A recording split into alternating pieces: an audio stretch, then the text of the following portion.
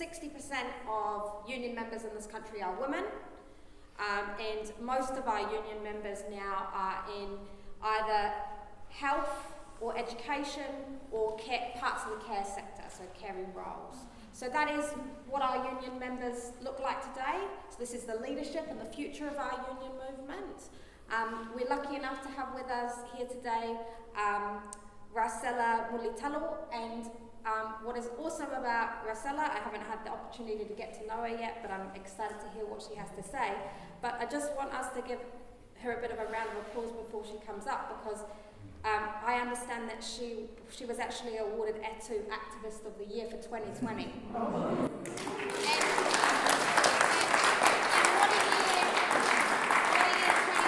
was. So I don't doubt that you did a lot that year, because 2020, last year was a huge year for a lot of people. And I know that you played a key role in working with Pacifica communities, getting people involved in the living wage movement and the general election. And obviously with some success, So you've obviously played a key role there. Rasela is an aged care residential worker, and she's been actively involved in ETU on its Community Support Services Industry Council and Komiti Pacifica. So let's give her a really, really warm welcome.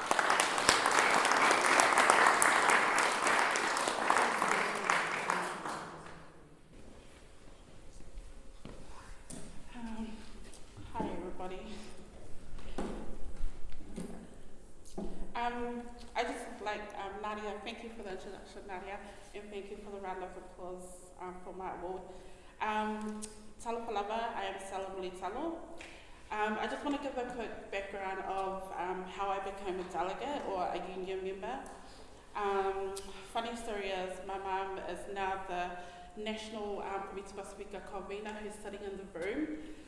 It was people like my mum, Lalapur Sanyele, who you've heard from, and Liz Lino, who passed away for me to find my passion.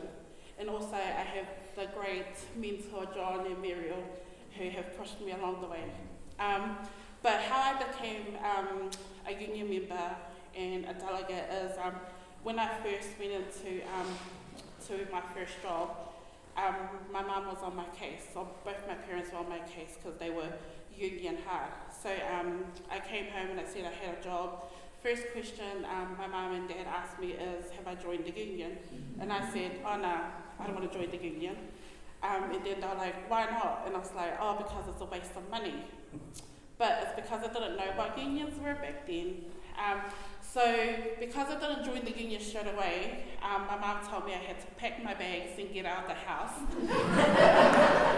I was only allowed back in the house if I was to sign the union form. So because I wasn't paid yet, I had to sign that form. But, yeah, that's just a little bit of part of how I became a union member and where my passion grew from. So I have been working in the aged care sector for over 15 years with different companies. When the Equal Pay Settlement started in 2017, this was a great win across the whole sector. It was a huge win for us carers and support workers, as we finally felt we were valued and respected as workers. Even though this was a win for us, it came at a cost. We soon saw hours being cut. No guaranteed hours, short staffing became a real big issue across our sector. In my experience, it has become very difficult to organise members, simply because employers are either anti-union or they just like making us workers feel powerless. It's probably fair to say that it's harder now to negotiate a collective agreement without having to go into a battle over what we call now basic human rights. 10-day sick days, which is standard in most aged care homes, guaranteed hours, redundancy, long service, weekend allowance, and qualifications.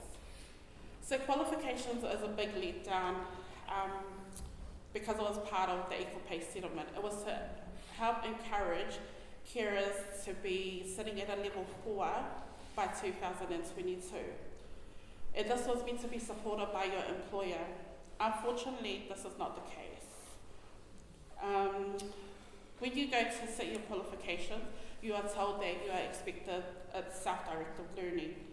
But when you're working an 8-hour day and then you have to go home, feed your family, do your chores, and also wind down, this is not the case. There's, self-directed learning does not help when you're at home with all the stresses behind the scenes, which soon saw a lot of people fail and did not obtain a level 4.